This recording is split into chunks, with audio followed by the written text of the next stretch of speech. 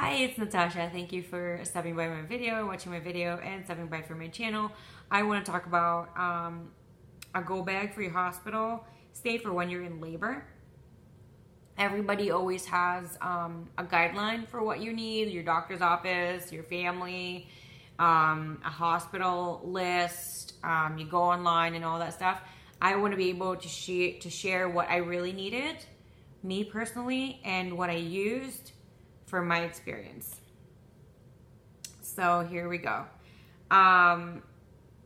You're gonna need your toiletries. I don't know, I mean, I can't really speak for everybody's hospital around, but I'm pretty sure when you are, when you've given birth, you're gonna be given a room that, in the, I don't know what they call it. It wouldn't be the labor floor or the labor ward, because that would be a different room. And then there's a different room after you've given birth. That both rooms have like a shower. The labor room had a tub in case you wanted to sink in, just sit in there and just soak in water.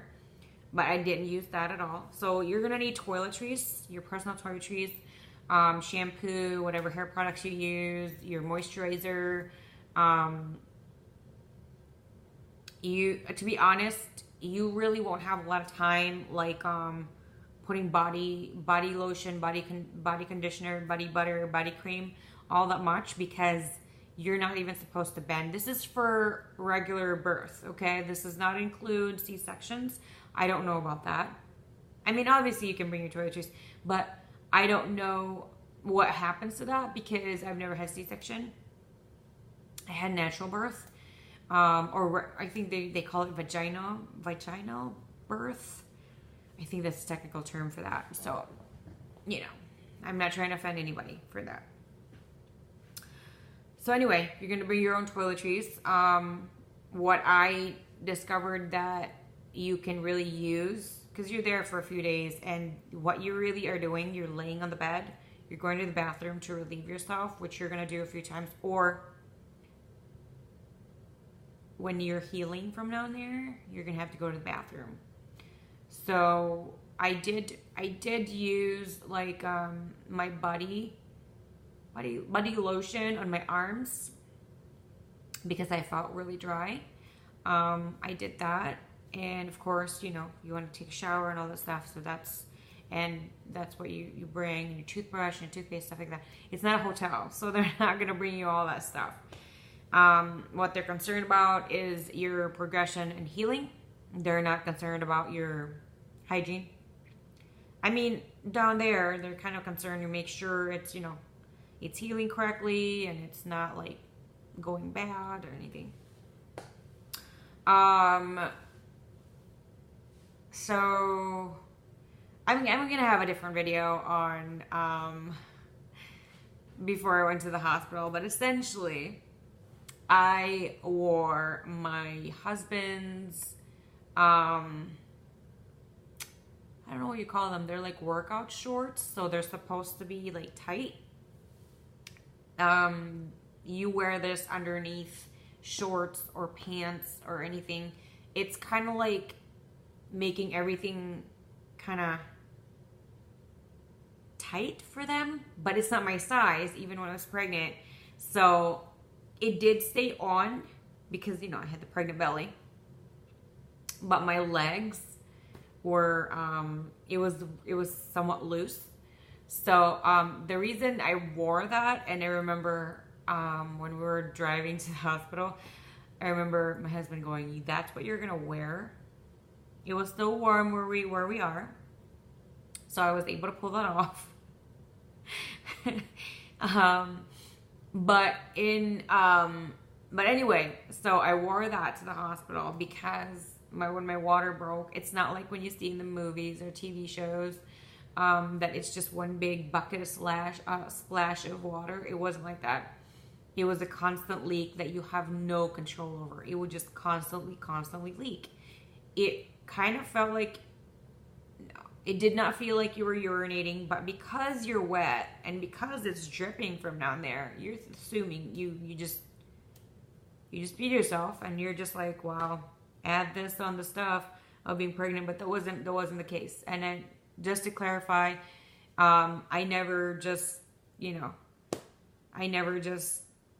urinated for no reason, or like no control over it, or just went when I was pregnant. None of that happened to me. I think that has happened to other people, but it didn't happen to me. I'm very happy about that. So make sure you have very comfortable clothes. Depending on your area, make sure you pack on clothes that you can wear if it's too hot or too cold or in between. Because when that happened, you never really know what's going to happen. You want to be prepared. I don't think I would have been able to pack all these things at that day, because there's a lot going on. Make sure you bring baby clothes, and make sure you bring different sizes. You don't know the size of your baby. You don't know what it's gonna fit, and every brand of baby clothes, from what I've noticed, has different sizing to it. Like the N, which is a newborn, can sometimes fit like a 9-pound baby. It's ridiculous, but this happens. So make sure when you buy the clothes, you kind of measure it, or just compare it side by side. Make sure you bring enough number of clothes. And what really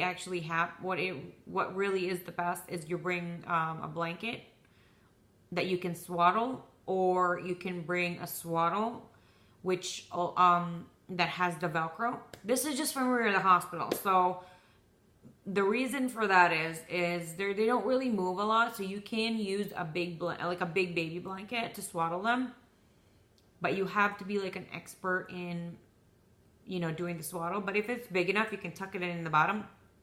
But again, just to be safe, use the one with the Velcro, because I'm going to explain that. You don't want to risk your baby getting SIDS, Let's prevent all of that unnecessary, unfortunate event. So, yeah, make sure you have different sizes. That's what we did. And I'm glad that we did that, because I did remember we were at the store, and I remember telling my husband, we don't know what the size of our baby is going to be. So we really do need to get different sizing. What we didn't do was we didn't anticipate our baby to be its size. So we got all of the sizes except for what he needed.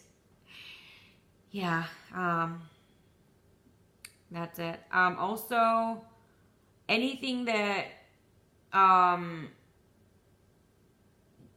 what I was told by the nurse, you can't bathe them for the first 2 weeks because of their belly, of their umbilical cord is still attached. And secondly, they have a layer, the protection layer for 2 weeks, the first 2 weeks of their life. So if they do have any kind of like, a problem, like a rash, or like, because that's all, a lot of those are like, I forgot the term they use for it, but they said it's normal for newborns to get like a mysterious rash, and you would just go away, and it's not hurting them anyway, and they have a protective layer that is, combating that anyway. So you're not supposed to use lotion, you're not supposed to use any kind of ointment until then, except for a diaper cream. On where the parts of their body is covered in the diaper, that's when you put that on. That's it. Of course, diapers. I don't know if everybody's insurance is different and everybody's hospital is different, but our hospital did provide diapers. I believe you get billed for that, or your insurance gets billed for that, and also baby wipes. But just to be safe, because when you come home, you're going to be extremely tired. You're not going to have a lot of time. So stock up on, like, I would say 3 boxes of newborn, and probably 3 boxes of like the number 1 in case you have either one. Keep the receipt. If you don't use, like, they're gonna give you the newborn at the hospital unless your baby doesn't fit that. So follow the sizing what you got at the hospital and keep the one that fits your baby. And keep the receipt, you know, just exchange it or return it. Again, for the baby wipes, what I do is we use the Target brand for travel. This is what we use. It's called Up and Up. This is the Target brand. And this is really amazing because at the hospital, they gave us the sensitive Huggies.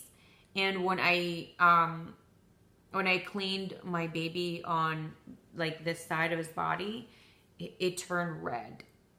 So after that, because we were kind of thinking, oh, are we gonna just buy more Huggies? This was actually a gift. Someone gave us this, and I researched, you know, all the ingredients, and they seem to be safe. So we bought a box of these. I did get the box in the sensitive one, I think, or unscented, one of them. I forgot. I will do a video of that. But anyway, I also do. I make my own baby webs at home, so I will also, you know, share that information with you guys at a different video. So make sure you have diapers, baby wipes, diaper ointment. You're really gonna use diaper ointment if you have a boy, which I had a boy, and if you do choose to circumcise, you're gonna use a specific ointment on that, and might as well. You're gonna use that like at least 10 times in a day, because they're gonna have to dirty their diaper, and you're gonna have to clean them completely, and you're gonna have to add that on there, and any kind of diaper rash that they have, which is very common on a newborn. Like when you're still in the hospital, they're gonna probably get a rash down there because their skin is so sensitive and they're not used to that. This was suggested to me. I will just suggest it to you guys just in case, because I did bring it with me. A music playlist. I have a music playlist on my phone and my iPad. Did I use them? No. I didn't use them because, okay, we went to the hospital. I was still fine. I wasn't dilated very wide right away. So when we were at the hospital, the contractions weren't that painful yet. I don't remember how long it was until it started to become painful, but it was around the time they were checking me in my room, in the labor room, not downstairs in the emergency room, because downstairs outside of the emergency room is when you kind of check in. And when they asked me all these questions, the nurse was just like, called the labor nurse and just said, we're not gonna finish the form, you need to be upstairs now, because I think he was just like, you know, a lot of things are gonna happen soon. So we went upstairs, you know, and I even asked him, I'm like, you don't need anything else from me? And he goes, no, just, you know, just relax and we'll get you settled and you don't have to worry about anything. So I went up to our labor room. I was wheeled in by the nurse. Yeah, I was wheeled in by the nurse. My husband was there with me. We went upstairs and she was checking me in, and I remember the contractions were just, it was just, I felt something. It wasn't painful. It wasn't uncomfortable. It was just something different. After maybe 20 minutes to an hour since we got to the hospital, that's when it kind of kicked in and it was starting to hurt really bad. Later, so they also kind of suggested to walk around more, so we did that. We walked around through the floor wherever we were allowed to walk around. And there were certain times in which when the contractions are going, you can't move. I was holding on the wall railing and just, oh my gosh, it was painful. So a lot of people, we were given advice to bring a music playlist because it doesn't hurt if you want it. I didn't really think to use it because a lot was going on. My contractions, it was like from 0 to like 1,000,000 It was just extremely painful, like really fast. The nurse explained it to us that the reason that probably happened like that was because I dilated pretty fast. It wasn't like a slow progression. We checked in the middle of the afternoon, like 4 o'clock. I gave birth at 2 o'clock in the morning. Yeah, early in the morning. So they said first time mothers, a lot of times in that kind of time, like you're gonna be in labor sometimes for 12 hours to 40 hours or even a little bit more. That wasn't the case for me. Mine was just it was less than 12 hours, and then I was pushing for an hour. I wasn't pushing very long, but I was pushing for an hour, and there you go. This is just in case, you probably have like a better situation than me, and it wouldn't be as painful as mine. My contractions were so painful that when I remember it, everything was so bright and hazy, and I barely remember what my husband was saying to me. I remember he was the support system and counting and stuff. And then I remember there was a nurse that was also helping out, because I remember I was just like, everything was super bright and everything was blurry and hazy, and it was that painful that I couldn't even see clearly. So if I couldn't see clearly, music was just, it was just not in my mindset at the moment. But if you have one of those, because some people say that, sometimes certain people have, everybody's different, and sometimes some people, their contractions are probably not as painful as mine, and they can read a book or books. So make sure you pack a few books with you if you want, just in case you're up to reading, because some people will be in labor for 40 hours, 50 hours, 30 hours, 20 hours, and you know what? You can't really do a lot other than walk around, relax for a little bit, and then walk around, because it's not like you can't be hiking on the halls. It's not going to be like that. You're going to be in pain, or you're going to have the contractions frequently, so you really won't have a lot of time for that. You can bring your videos, like movies, TV shows, to distract you a little bit. Initially, I had the TV on, and then my contractions started, and we had to wait until I was dilated to 4 centimeters. And when that happened, I got the epidural, and oh my gosh, the wait for the person to give me the epidural, it felt like forever, but now that I think about it, it wasn't that long. But it was so painful. Extremely painful. I remember it was like, as soon as the drugs kicked in, everything was normal again. Like I could see where the wall is. I remember when before the epidural and extreme pain, I couldn't even see the wall. I couldn't even focus on the wall and the color of the wall. But after the epidural, everything was normal again. And I remember my husband was saying, "Oh my gosh, the change! It's like night and day." And I said, "Of course, because now I don't feel." And the nurse was always coming in and checking in. Can you still feel this? Can you still feel that? And they have a monitor on my left side. That's why I keep doing that. They have a monitor on my left side that is keeping track on the contractions, my blood pressure, my heartbeat, the fetal monitor, whatever else they have there.